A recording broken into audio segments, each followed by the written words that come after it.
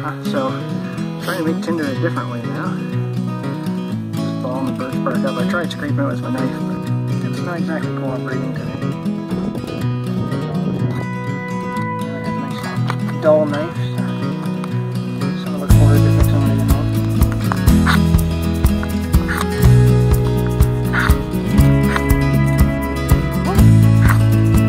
That's cool. But yes, I saw it's burning. Hey guys, just out bombing the ice roads a bit. I was went the trail to the old mine. I like to hang out and go camping and everything.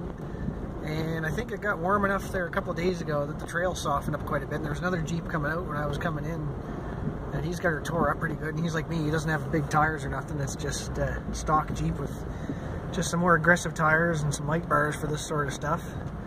But yeah, the portage here is in good shape. That's happens when something's actually built properly. So I was back on Banting Lake, and then I just came off Walsh Lake, and here we are on V Lake. I've seen a few people out having fires tonight too, which is interesting. I mean, it's not super cold out, but it's not super warm out either, and snow is blowing around a bit, but it doesn't seem to faze folks too much. I'm gonna get on the other side of this rough stuff here. Yeah, she's pretty soft, which means this is going to be a mess when it freezes up. I don't know if they're going to take a blade and scrape her down a bit or drag something on top of it, but it's going to be rough going until it gets beat down. Yeah, I had a good time skiing today. Decided Barbara's doing a ladies' night with some of the girls from church, so I'm going to take the Jeep out. I grabbed some grub, went back to the old mine, saw a guy get his truck stuck with his skidoo trailer behind it. Ended up backing up quite a ways so he could get past me and stuff, but yeah, I was looking at his tire tracks he was leaving, and I didn't have much for tires, so they'd probably grip all right when it's cold, but you never know. When you get those warm spells through here, that's when you'll find you got not the right equipment. And yeah, there's a couple of weeks in spring and fall that you want some good aggressive tires for wet snow, but see, these folks are still having their fire here. Looked pretty cool. Yeah, check this out. I don't know if you'll be able to see that or not. Oh, maybe not. But they're right in a nice little rock cove on the edge of the lake, enjoying themselves. Man, is it ever thick here. There's times I was pushing it with my differentials. I don't mean like fresh snow pushing. I mean like going down through the base, sinking up to the belly of this thing, pushing through somewhat beat down and frozen and half thawed out snow, which is a little harder to get back up on top of or to push through, so.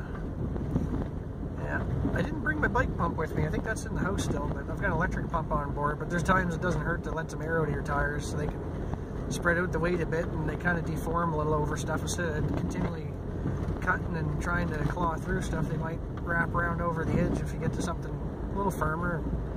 Not so bad. Yeah, it's 7:45. They're watching The Sound of Music, so I don't know how long they're going to be, but I should probably head back to town here soon. Yeah, I just thought I would share that with you guys, a little update here.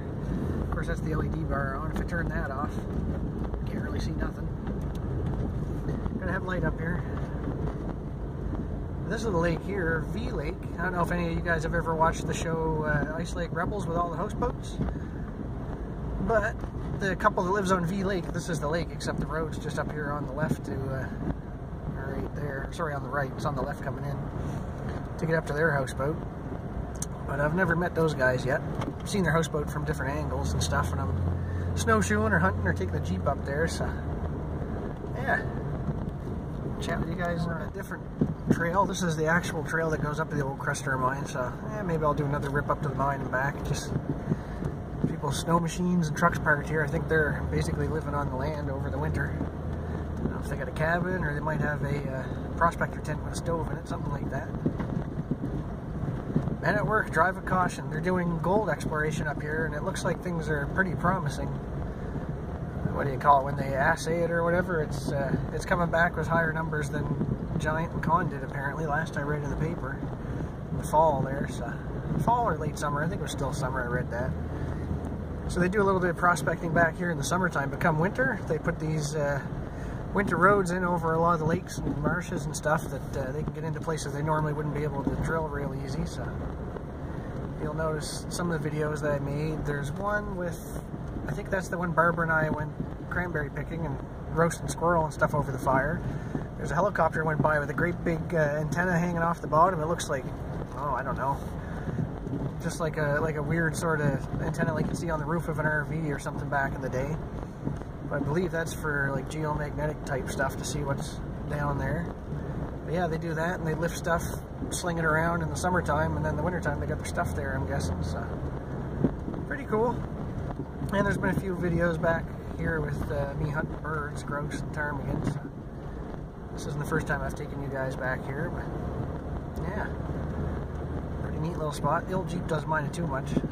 So when we first bought this, it was pretty late in the winter last winter, and then when we really got a thaw back here, oh boy, with the passenger car tires that this thing had on it, it was not liking it at all. It was a lot of work to keep it straight, let alone moving, and kind of working her a bit harder than I wanted to. But with these things on it now, these Duratracs, holy smokes, this thing's just a beast, claws through all kinds of stuff. Which is good. Like I say, you don't want to mess around with tires up here. And this is where I saw a beaver walking up the trail here in the fall. Actually, I was shooting some cans with the BB gun, just plinking around back here, and things started coming at me. So I don't know if it had rabies or if I was encroaching on its turf or what, or if it was like a werebeaver coming to try to bite me and wait for the full moon to come out. You gotta watch out for werebeavers up here. Another busted up car back in the woods. Yeah, people like to abandon stuff up here. But this is pretty easy going here. I'll click the camera back on when we get to this. This is where Buddy gets stuck with his snowmobile trailer behind his truck. It's got it all rutted up now. So he backed into that tree there. I heard that too when he was backing up. It's kind of hard to wiggle something around going backwards when you get no grip though in the dark. I noticed the trailer didn't have lights on the way up, so I don't know if that was post smash into thing or if that was an ongoing thing. But then you've got no light, even if you ride your brakes in reverse, you've got red light compared to no light. But maybe his plug came undone or something. So yeah, she's getting a little choppier up here, a little more rutted up. The old Jeep doesn't seem to mind too much though. Keep her rolling's the main thing. Get down here to the crazier stuff. So, speaking of down here, there's going to be a little lake here in a second. We're beside it right now. It's on our right, but we're not going to see it for a minute. It's called Finger Lake. That's where I got a grouse on the wing 2 or 3 weeks ago now. Made a video of that one. Yeah, it's right here. That was kind of cool.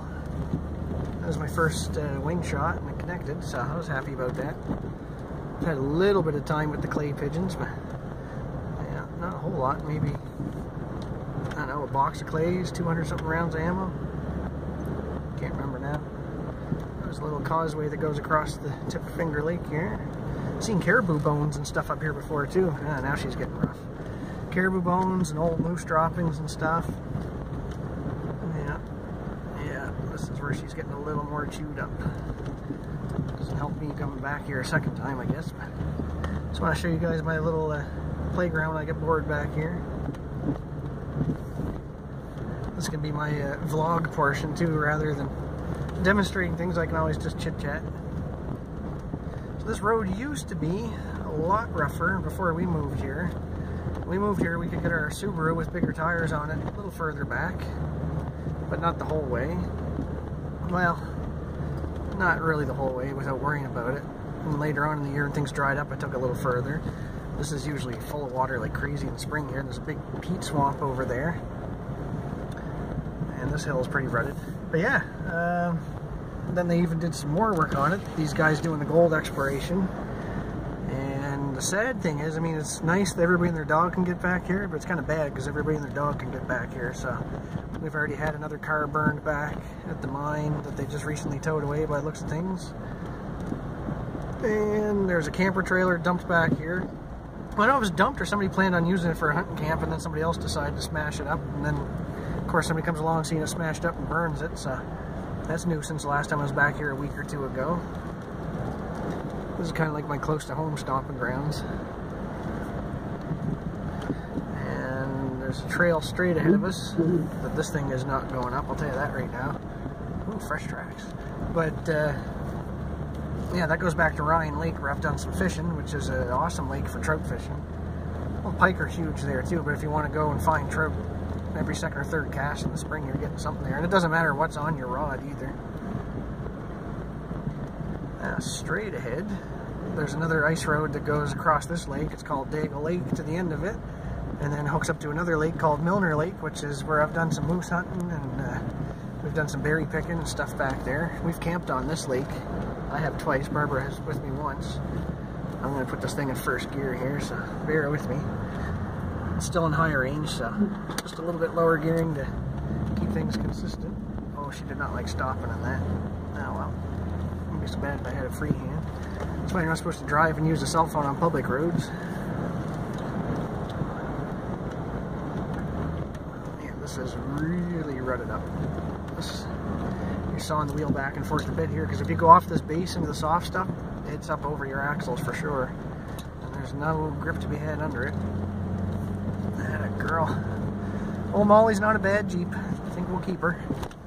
Might still get a proper Jeep someday, like I say like a TJ, but that style of Jeep, a Wrangler. I'd probably rather have a YJ or a CJ, honestly. Oh boy, she's getting thick. Just because I like leaf springs and stuff better, but it might be getting easier to find a TJ nowadays. Wouldn't mind one of the 4-cylinder, nice light little Jeep with a 5-speed in it. It'd be my Jeep. Barbara can always drive this. She doesn't drive stick. But the transfer case in this thing, I don't think they ever offered it in a Wrangler-based Jeep, but it's a 242, an NP New Process 242. It's full-time, well, it can be full-time 4-wheel drive. It still has a 2-wheel drive setting, which they probably did to get better gas mileage ratings on it. But you can still actually leave it in full-time 4-wheel drive with a center differential, keeping things biased front and rear, or you can lock the center diff in 4 high and you still get 4 low. So, that was a workout for me and the Jeep. Crazy. I'm sure a video won't do it justice, but here's the abandoned mine. Signs keep getting smashed up and shot and everything. And just over, well, let's see if you can see the scar from it. All that pile of garbage there is where they had an old Tercel, one of those 4-wheel drive Tercel wagons from back in the day. Somebody took it up here and smashed it up. So, anyways, you guys have a good night. This is probably boring for most of you, but that's alright. We'll see you later.